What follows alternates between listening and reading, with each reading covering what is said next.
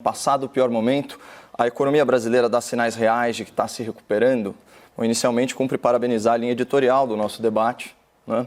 Afinal, a premissa da pergunta de hoje é verdadeira. A julgar pelos números da saúde e da economia, é fato incontroverso que o pior momento já passou. Portanto, aspas para a manchete da Folha de São Paulo sobre a pandemia.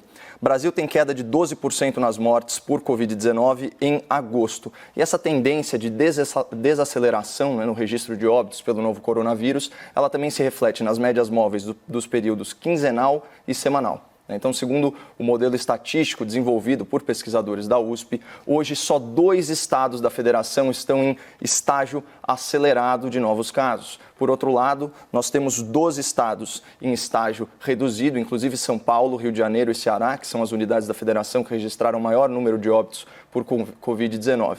Ainda há outros 4 estados em nível reduzido e 9 estados em nível estável. Mas saindo um pouco do panorama geral da saúde, do ponto de vista econômico, começam a pipocar algumas notícias alvissareiras, com destaque para o nosso agronegócio, tão injustamente vilanizado e injustamente demonizado pelos ecoativistas desinformados nas redes sociais.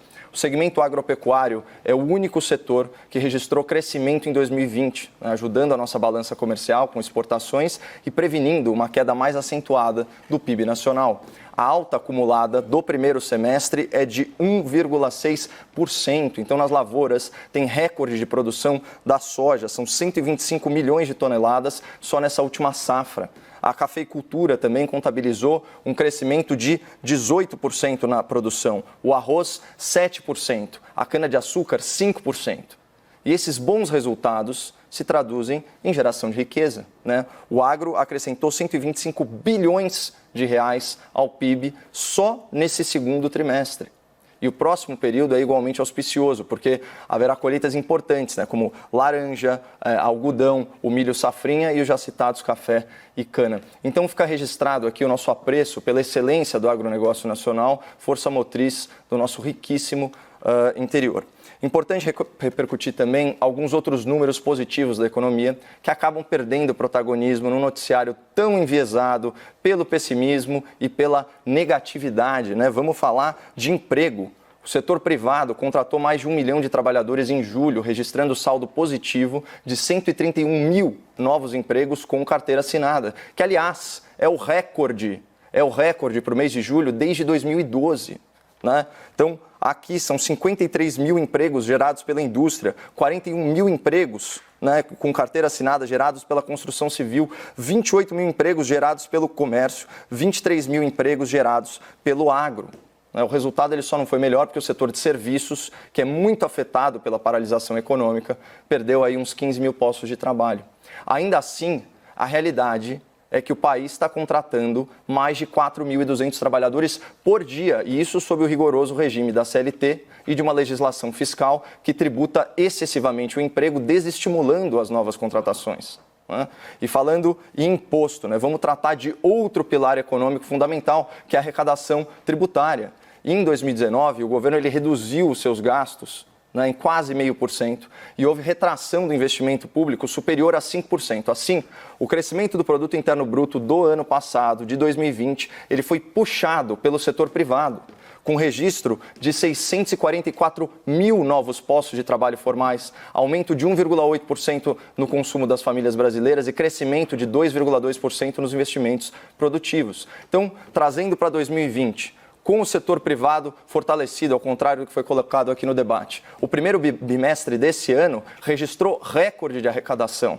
O superávit de janeiro, já descontada a inflação, bateu 4,69%. Veio a paralisação econômica e derrubou a receita dos impostos. Então, nós tivemos aqui 28% de queda em abril, 32% de queda em maio, 29% em junho. Ou seja, na média do segundo trimestre, a arrecadação tributária despencou 30%, mas em julho esse número dá uma guinada para cima e evolui para menos 17%, que é praticamente a metade do déficit no auge da crise. Portanto, analisando os números macro, dos setores produtivos, do emprego e da arrecadação tributária, não há dúvida que nós já adentramos no longo processo de recuperação econômica, que pode muito bem ser acelerado de 3 formas. pelo corte de despesas governamentais, pelas reformas estruturais, especialmente a reforma administrativa, e pela desestatização de ativos em empresas públicas, via concessão ou via privatização. Mas eu volto a atenção do espectador à pauta do dia, né, que é a queda de 9,7% no PIB do segundo trimestre.